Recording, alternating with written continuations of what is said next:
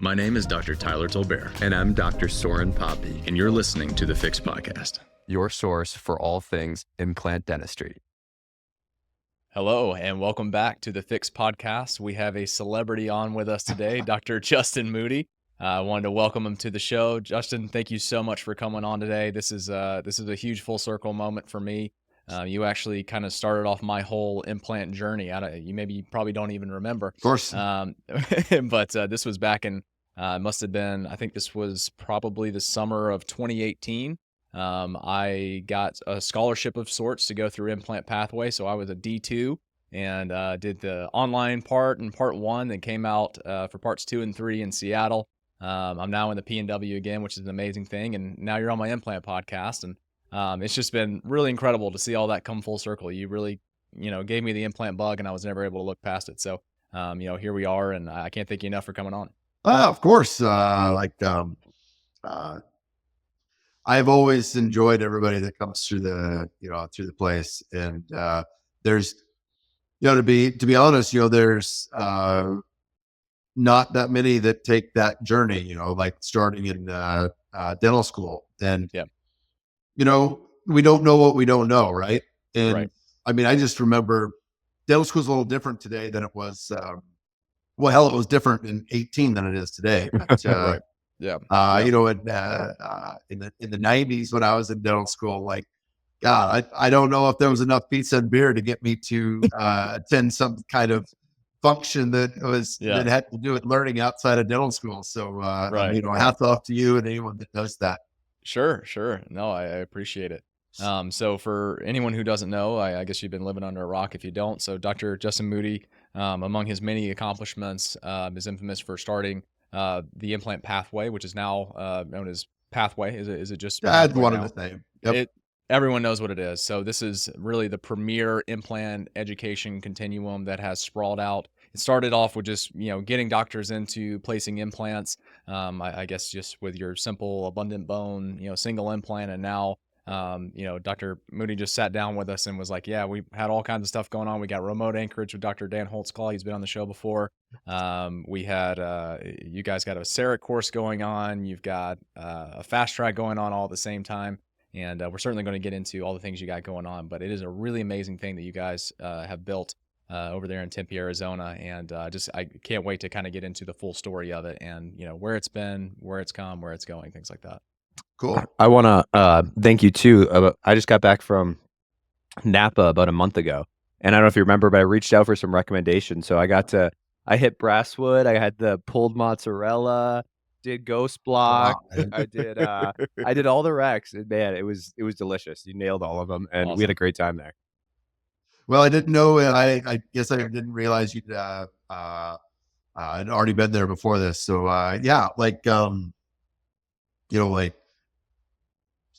think everybody should have like this passion project, right? Like there's no doubt, that I am continue to be passionate about implant dentistry, and I think my niche, kind of has settled out into. My job is to excite people into implant dentistry. When Pathway first started, I taught all the courses. I taught the fast track. I taught the full arch course that we did, and the sinus course and the complications course. And as we've grown, so as our faculty and mentor base has grown with us, and I've settled into. I just need to excite doctors into getting into implant dentistry, and get out there and nail some ones and twos and some abundant bone, and I'll ruin a good share of dentists into never wanting fillings, crowds, and hygiene checks again. Still follow the way of you guys. I did the full arch, and I couldn't be more proud of that. But I'm also super proud of the doctors that have gone through, and they drop singles that are dead center parallel to the contact points, put a screw retain crown with the access hole dead center. Like those are all great things. And that's harder, by the way. That's harder than anything we do in full arch. Listen, like, Monday at the fast track, I start out with telling them, I don't want you to start with number 8. And a matter of fact, like, if I finished my dental career and I didn't do another 8 or 9 in my career, like, I'm good. Yeah. Like, I like, that's some hard ass implant dentistry, right? Oh, yeah. It is. And, over these years, I'm going to circle back to the Napa thing. Sometimes opportunities show up, and I had the opportunity to buy a distressed property from a fire, back in 2020 in Napa. And, today we've got we got a winery under construction. And the goal of that is to create an environment where, obviously we'll probably cater to dentists, Yeah. the 1,000 people that take Pathway, and, probably more than that, that, know who we are. And, dentists, we tend to be, we tend to like wine. And, many of the, it is, as a dentist, like, you do have a good wage, and you can, Splurge a bit. afford Yeah. to, scale up on the wine. And I've just, it's one of my passions as well. And I'm super passionate about, like, I'm glad you had a great experience, because that's, that's what's going out there is supposed to be. And, those places, like, there's Brasswood restaurant. They also have a winery there, and they have an off the menu thing called the pulled mozzarella. Yeah. And they come and they cut it and they literally pull it, and then they set it on this toasted, almost baguette type thing. And, like, Oh, you would have really, liked it, if Tyler. I'm out there by I'm myself, sure. like, I may just have that and a glass of wine for dinner, and that's like, yeah. There you go. Yeah, no, we had an excellent time. Unfortunately, it did end with a couple cases of wine coming to my house, and then I had to get a wine fridge. So now I'm full on board. I'm like, it was Really? so good. What they do is they get you to have 4 or 5 tastings, and then before you know it, you got a case coming to your door. But we had, man, such a good time. It was really fun, and all your recommendations were excellent. St. Helena was great. And then we went to, I don't know if it's called the Cook too. That was really good. So, Cook is the locals restaurant. It's not. So imagine, like, Napa having all these millions of tourists a year and catering to the tourists. Cook restaurant in downtown St. Helena isn't open on Friday and Saturday night. Yeah. Like, imagine a high-end, like, chef inspired restaurant that is not open on Friday and Saturday night in this environment. And it is because the restaurant is for the locals. Yeah, that's what he said. He said that he doesn't want to serve on weekends, so he just does weekdays. He doesn't care about having a huge crowd in there, and he just serves good quality Italian, like pasta. It was delicious. But think about that as it correlates to the jobs that we do. Like I don't want to work on weekends either. Right. Yeah. And Right. yeah, but you think about it, like, what he's done is he's created an environment and a job in which it works for him. It's a lifestyle restaurant. Yeah. Right. Right. Like, it's your work-life balance restaurant. Yeah. Like I'm not gonna blow my Friday and Saturday night every day for the rest of my life, serving other people. So that's my night to have date night. Yep. Why can't I have date night on Friday night or Saturday night, or go travel on a weekend or whatever? So I think there's always, like, great correlations between, like, what we perceive to be the norm and what is possible for anyone to go create. Yeah. He went and created a restaurant that that he has his weekends free. What an amazing job, right? And it's funny because that's kind of what I mean. Just saying, like, a correlation. Like, one of the reasons I got into dentistry in the first place was because I was looking for a work-life balance, and then I got into dentistry, and I was like, I don't know if the like fillings thing is for me. I really like surgery, so it's what's nice about dentistry is you can kind of tailor yourself into whatever avenue you want, and you can have a really nice work-life balance off that. If you love to do root canals, you can start a practice, do an endo every day. Maybe you only want to work 3 days a week. It's an option for you. And that's a really cool thing that I think we're able to do as dentists is you can find your niche. You don't have to work 6 days a week. You can kind of tailor it based on what kind of income you want. Um, and you could still be very successful. I mean, I know dentists that work 2 days a week and they still do absolutely fine. And it's pretty cool that we're able to do that. And very similar Yep. to the chef at Cook. He wanted this for his restaurant. He made it happen.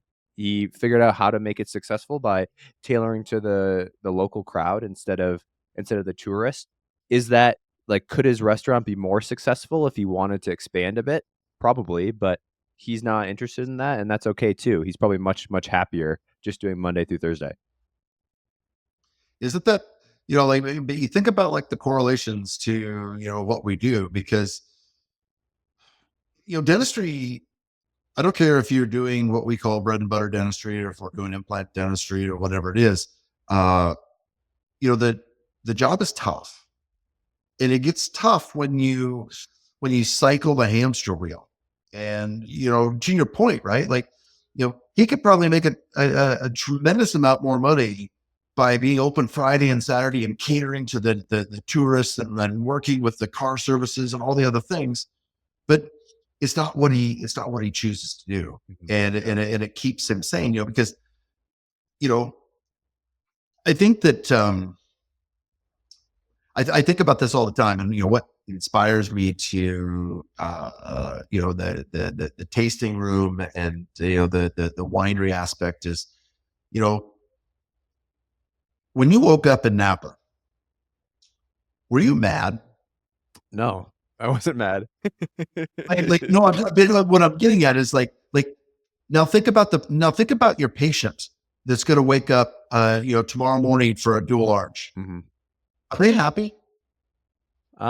Probably anxious, but maybe excited to Yeah. get on the other end, but scared. For sure, right? Yeah. Right. But let me ask you this: like, when they came to your office, like, did they be like, "Hey, doc, like, how are you? Like, what makes you tick? Like, how'd you build this office? Like, how'd you get here? Oh. How'd you go to dental school? Mhm. Like all the things." No. Not But at all. think about you going into a winery in Napa. Like, those are like all the things that you want from them, Mhm. right?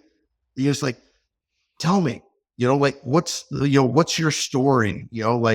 Like where do the grapes come from? How they get here? Who owns it? Like all these things, because the mindset is, I want the story, Yeah. and I want, I want the experience.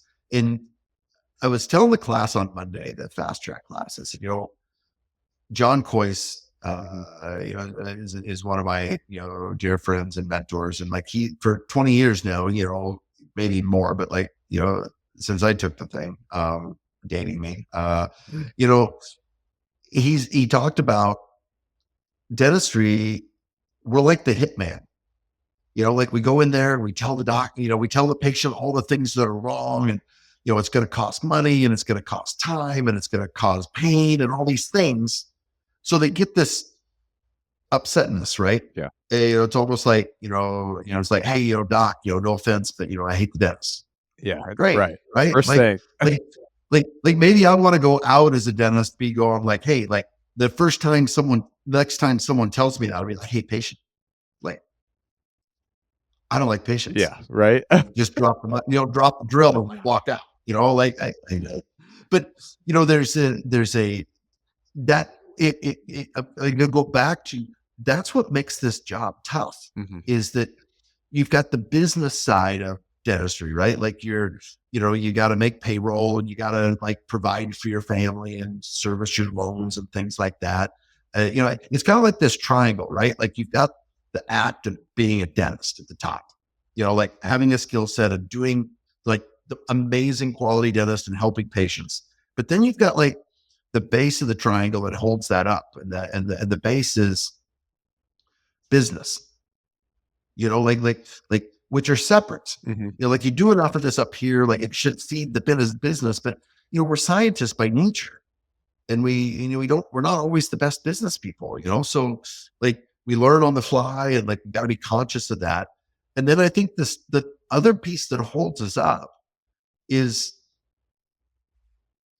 the being in us, like the like the ability to communicate with that patient and like have a relationship, with them that allows them to be served, by you and lets you, do the work that they need to have done. And like, if you think about, if you don't have three good corners of that triangle, like you're not getting where you want to be. You're not going to be as successful as you could be.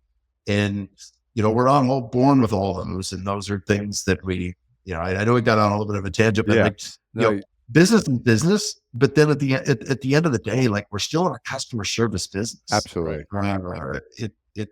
And it's what makes dentistry tough. It is. Yeah. I agree 100%. One thing I've talked about on the podcast before that I enjoy about, at least full arch dentistry, this in this podcast is full arch dentistry kind of focused. And I would say something that I've enjoyed a lot that kind of transitioned me into full arch dentistry was I kind of got sick of whenever I told a patient that something was wrong, they, it's like, I'm like, hey, you're doing an oral exam and they have a tooth that needs a filling. They're just like, oh, like, man, this is why I hate the dentist, is because you gave them. Yeah, I gave them a problem. Already have. And there's nothing. Yeah. There's nothing more fulfilling though about having an office where the patients seek me out because they want a solution to a problem that they already know of. And I think it probably is the same thing with like, I don't do cosmetic dentistry, but like cosmetic dentistry where there's like, yeah, right. But you're talking about coist and like, if you're able to find a niche that you like, you can service yourself in a way that when patients come to your door, they know their problem already. You're the solution. So instead of me telling them all these issues they have, I'm telling them how I can fix all their issues. And for me, that's really rewarding. And it takes away a little bit of that hitman aspect where, and that makes it so much more enjoyable for me. And it allows me to see myself in this career for a long period of time because I enjoy it. Instead of going to work every day, the patient's telling me, man, I hate you. The dentist sucks. And now I have to get 4 crowns and a filling. I thought I came in here scot-free. And you know what? The dentist across the street said I was fine. They said I didn't have it. And I was totally good. So I do like that, the aspect of full arch focused dentistry where they come to me and they're like, doc, I need all my teeth out. How can you help me? And I'm like, perfect. I'll tell you exactly what I would do. These are the options you have, and we can go from there. So that's something that, I really, really enjoy about that. Well, don't stop talking about that. Don't stop telling other dentists, that there's a way to like become the healer, because that's what Don Coyce talks about. Like at the end of the day, we want to try to change the narrative of a dentist going from the hitman to being a healer. And that's really what you described is exactly what that is, is, we didn't cause your problem, and I'm not here to berate you about how we got there or to, shame you, for, having your teeth the way it is. Like, I'm here to help you. And, starts by just what you said, like starts by how may I help you? Like, what do you desire? Because sometimes I see this a little in full arch. Sometimes our desires to do a certain procedure will drive the case, and we will miss sometimes the patient's desire for maybe something else. Yeah. And I will tell you, I have a lot of it starts by prejudging people, and like it's the hardest thing not to do in dentistry. And when you learn not to, it opens the doors. And what I'm talking about is, we all thin slice everybody that walks in the doors in nanoseconds by like, some people call it your fight or flight, but like we thin slice them in like, oh, they look dirty, they talk funny, they don't have any money, they drove a piece of shit car, like whatever it is. And all of a sudden you're like, God, am I going to go into my whole full arch fix, thing, or like, I think they'd be a better, overdenture candidate. Yeah. And early in my career, like the hard thing about it for me was I was in a town of 1,000 people. I knew most of the people. And my perception was that person can't afford this. So I would just go straight to the overdenture and hope that I could get that. But the reality is, if you do a good job of showing them value in what you're doing, the healing portion of it, because we all want to be healed, right? So when you show them the healed portion, they may not be able to afford it. But you know what? Their dad, their mom, their brother, their aunt, their sister, like they may borrow the money, they may go to proceed, they can do all these things, but they don't know that they can do those because we didn't show them, because we shut down when we saw them drive up in the rusted out Corolla. Yeah. And dentistry is hard in that aspect because we do prejudge people. And when we can open our minds to just talking to every single patient about what is possible for them, What could happen, and then let them decide. Absolutely. The first thing that I ask in a consult is, what is your goal here? Why do you, every patient, first thing I say is, what is your goal? And then, like you said, maybe they don't have enough money to afford the procedure, but if their goal is to get into a fixed, they don't want their denture anymore, they're sick of it, or they come in with, bombed out teeth and they're not interested in a denture and they just want to get something that's fixed into place. Well, I'll at least go through my whole consult with them, and I'll work with them as much as I can to get them there, or at least give them some ideas, so that way when they're ready for it, I'm here for them. Or, if their goal is they just want to smile and they don't care about if it's fixed in a place, they just want something to replace their teeth, well, then of course I'm not going to go into the whole fixed spiel. So I think it's important, like you say, to get an idea of what they're there for, and what, and if once you know that, you can tailor your presentation towards that, and you are going to get so much more success with, one, closing the cases, and two, with at least, they're going to think that you're listening to them. So they're going to appreciate that. And whenever they are ready to get whatever they need done, you're there for them, and they're not going to go to anybody else because you were the one that was actually there listening to them. Right. One of the most basic desires of the human is to be heard. Mm-hmm. And we sometimes don't give them the opportunity to speak the way they do. And I think you are exactly correct. I feel it's really important to, ask them those questions, right? And then shut up and listen, or let them talk. Yep. And I know we're on time frames and things, but when you're talking about a dual arch and the money and stuff, like they deserve to be heard. And maybe being heard is like telling you that they didn't like, where they were at in their dental journey. They may be being heard is like, I made it 20 more years than my parents, before they lost their teeth, or my grandparents, whatever it is, right? But like they want to get it off their chest, and they want to talk to you about it.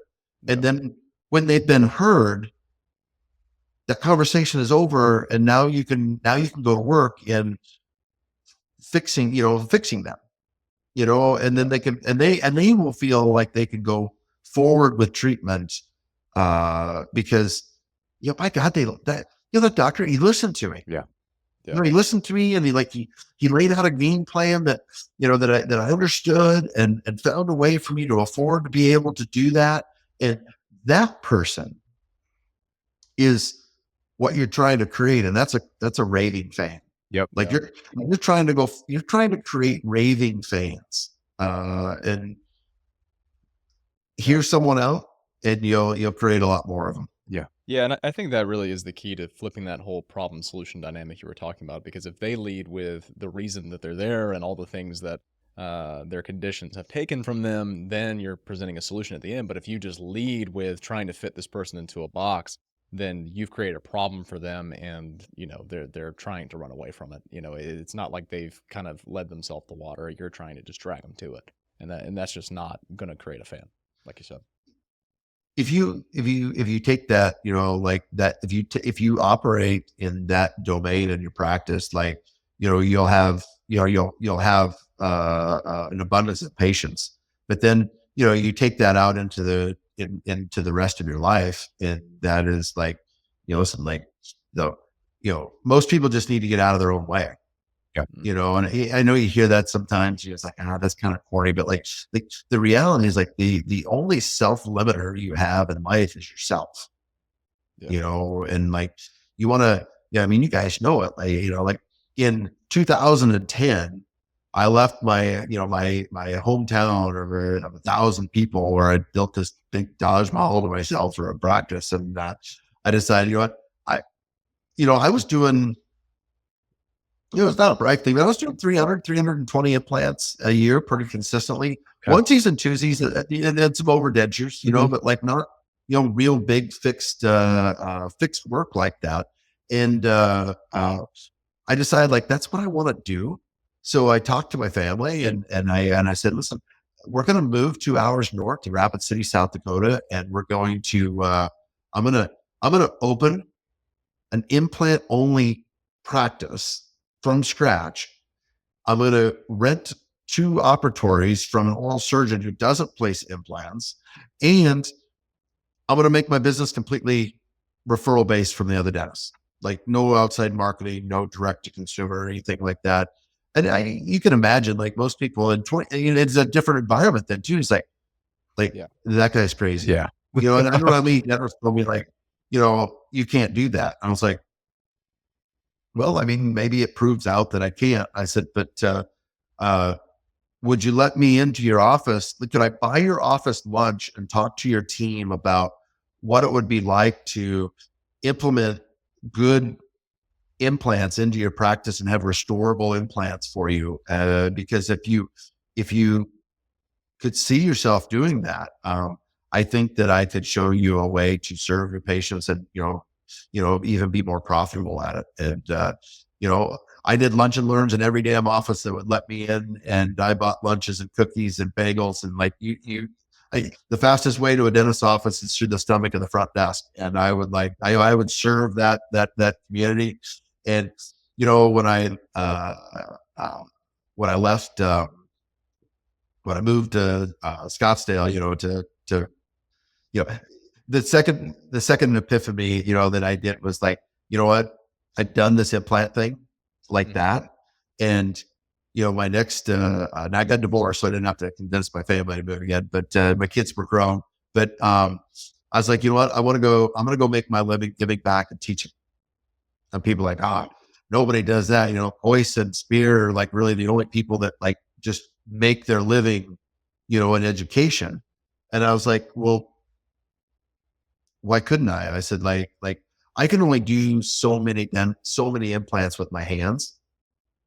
Yeah. But training people to go do that. I mean, like think about the people that I can serve, by secondary intent, right? As it goes out there and exponential impact. Yeah. And that's what I set out to create. And, I didn't know like where I'm at today. Like I had no idea that's what I would be doing, but like I knew what I wanted to do. Yeah.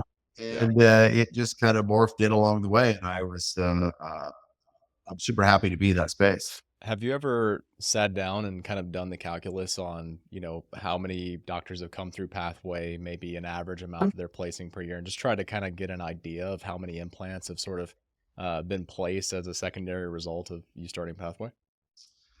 I thought about doing that before. I asked my license one time. I just like, hey, listen, like, like there's myself, and then there's like, the accounts that, that may have been, created from, Pathway. And I'm just like, do you have a number? And they were just like, it's gotta be a lot.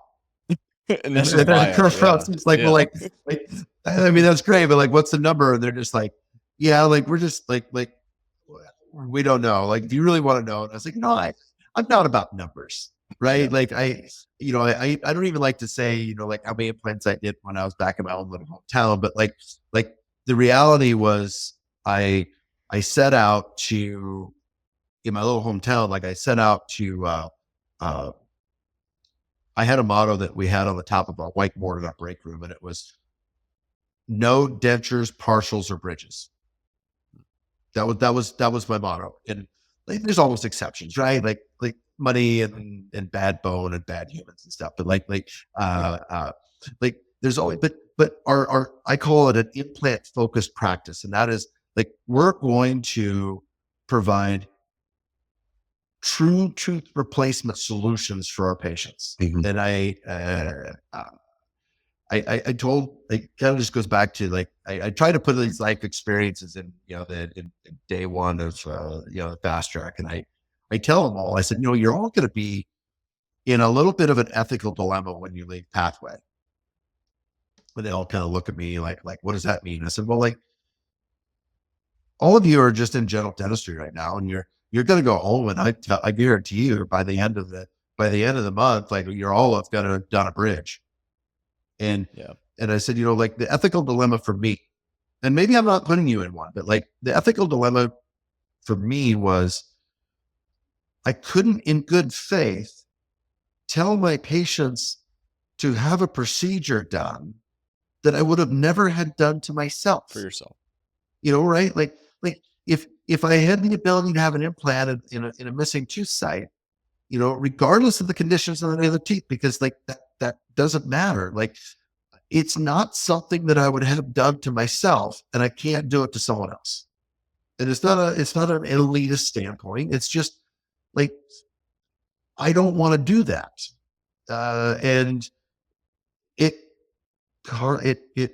causes you to sometimes turn a patient away, and it's usually the one that's like, well, my insurance pays for the bridge. It's like, well, like, listen, like, if you broke your arm and your insurance only paid for an amputation, like you'd probably pull out a pocket to like keep your arm. And my assistants are always like, "Oh, that's such a terrible analogy." And I said, I know, but like your teeth are fucking important. Yeah. Like stop. Yeah. It's the same. It is. No, 100%. That is. I actually, I like that analogy. It's not bad. It's good. I might have to use that. It's not bad. I think I learned from someone else too, so I should take mine. Okay, so just going back a little bit, just so I get a full scope, because I don't really know your whole story. It sounds like you lived in a small town, and then you moved, did your own implant office, and then you went and started Pathways. Is there some stuff I'm missing in there? We'd love to kind of listen to the whole journey to where Pathway is now. And then, even going into maybe how Pathway started, what you first started offering, and then what Pathway has to offer How now. it grew as an operation. Yeah. Yeah, man. Like, I'm from a small. I'm the fifth generation to grow up on my family's cattle ranch and farm as well. And I don't know anything other than cows and wheat. Like my dad's a fourth generation. My brother still works out there. Like, I don't like. I didn't have dentistry in my blood, nor, when I went to the University of Nebraska, in 1989, like it was to drink beer, watch college football, and get an ag degree and go back home and do the same thing that, the five generations before me, the four generations before me did themselves. And I got into implant dentistry, or I got into dentistry from a mentor who actually turned out to be my implant mentor, Roger Plooster in Lincoln, Nebraska. He was also from my hometown. There's only two ABOI diplomates in the entire state of Nebraska, and they're both from my hometown of 1,000 people in western Nebraska. Like, it's kind of on and on. Wow. Like that. Anyway, I ended up going to dental school in Oklahoma, and I had met some great people and got a great education. And I went home and practiced, and then ultimately bought out my childhood dentist. Along the way, in 80 or in 98, I'd made a trip to Napa when I was in dental school to present an ASDA paper, big ASDA meeting in San Fran, and went to Napa Valley and up even to Spring Mountain, and got the bug. So went home back to the ranch, and I planted a vineyard. Wow. Planted 5 acres of wine grapes in Nebraska. And then in 2000, started the third bonded winery in the state of Nebraska. Then in 2006, I sold it to my winemaker, and I sold it because, the dentistry and the implant dentistry in my practice was taking off. Mhm. And you just, the money that, the money I could, make and support my family there was, just so much different than, agriculture. So, I moved, that was my first entrepreneurial, activity was, planting a vineyard, selling it, and, building it up and selling it. And then, I'd gone, obviously in the early 2000s, I'd gone to Mish. It was the only place you could go. And I went to learn from Carl himself out in Detroit, went there 9 times, to learn, and came home and I implemented it. And, the people on Western Nebraska, like rural farmers and ranchers, they have money, but they don't spend it unless they see a value in it. Like they're kind of a tough sell because they don't if they don't see the value in it, they're not going to write a check for it. And so I'm able to talk their language because I'm from that, and business took off and implants, and I found, like you guys, like implants is all I want to do. It's the gratification and the job satisfaction that I got from it, I didn't get from anything else in dentistry. And I think that had I not got into implants, A, we wouldn't be talking, but B, I don't know if I would have stayed a dentist, and I think I would have probably ended up just ranching and farming with my dad, because that was more passionate than I was for general dentistry. And I think I would have went that direction. So in around 2009, I started, it was a tough economic time, but I really wanted to do more implants. And I was like, the only way I can, I'm maxed out on my area. They were already starting to drive hundreds of miles to see me because there was no one else out in this part of the country placing implants. And I was like, I need more people. So I moved 2 hours up to north, or up to South Dakota, to Rapid City. And, I went from a town of 1,000 people to some more zeros to almost 100,000. And I started marketing myself. And so I went from general dentistry to a implant only shop. And I ran that I was there from 2010 to mid 2017.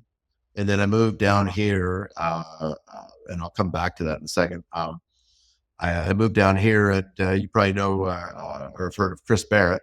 We just had him on. Like a couple. I don't know if he said that or not. He did. Chris went from general dentistry to implants he moved to Rapid City and was my associate in there during the years, that during my divorce. But when I went off to go get into Implant Pathway, and Pathway came about by really, BioHorizons and iCAD and some of the imaging places. Like they started asking me if I would speak to like these study clubs. And I just remember like today I would never actually do what I did that day. And it's because the first gig I had was in Albany, New York, at the Albany County Study Club. And actually it was the Albany County Oral Surgeons Study Club. And I was to go up there and talk about restorations on implants. And from Rapid City, South Dakota, I flew from Rapid to Denver to Newark to Albany all day long. So I had to leave on Wednesday to do a Thursday night presentation, and then you can't leave that night. So then it was all day Friday to come back. And I literally did it for my travel and expenses. And, so you took 3 days off, and I fucking loved it. It was like, and you got good reviews, and they started asking you to do it more and more. And then I had the conversation with, it was Steve Bogan, who's the CEO of BioHorizons, who would be an amazing guest for you on this, by the way. Definitely, we should get him on. Love it. Yeah, that'd be great. Because these guys, there's a couple of biomechanical engineers, that started BioHorizons in Birmingham, Alabama, and it's now the third largest implant company in the world. And they did it in 30 years. Like that. Awesome. But anyway, at the same time, around this time, Coral Mish got sick with a glioblastoma, and Steve was like, there's going to be a void, Justin. And he goes, like, there isn't anybody out there that's got, the kind of passion that you do. And he kind of encouraged me to, do some more courses.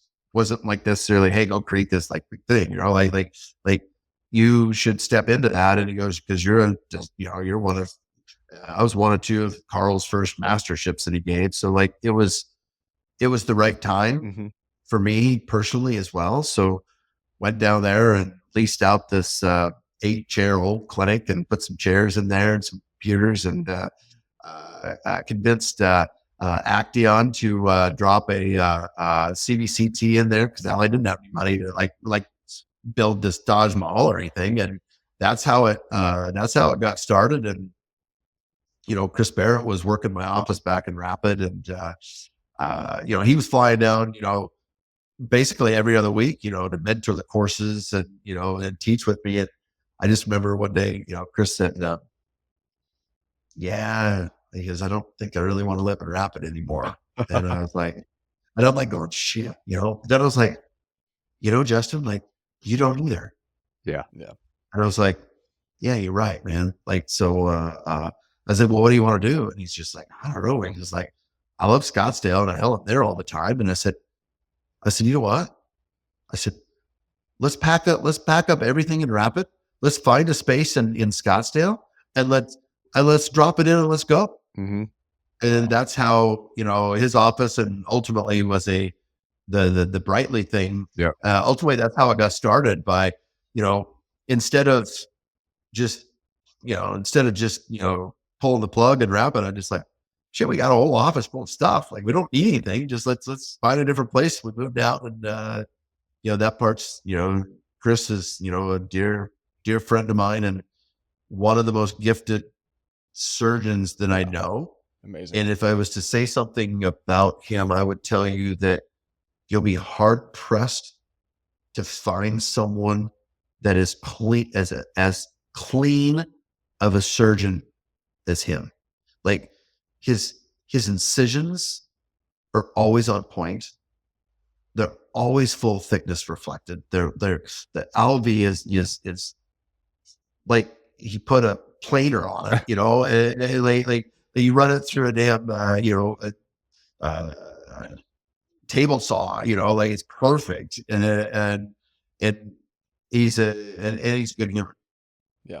Which checks a lot of boxes for me. So we went through, we grew Pathway, through the years of 2020 came around, COVID came around, and there was we really needed to expand the clinic. We needed more chairs for the surgeries. And,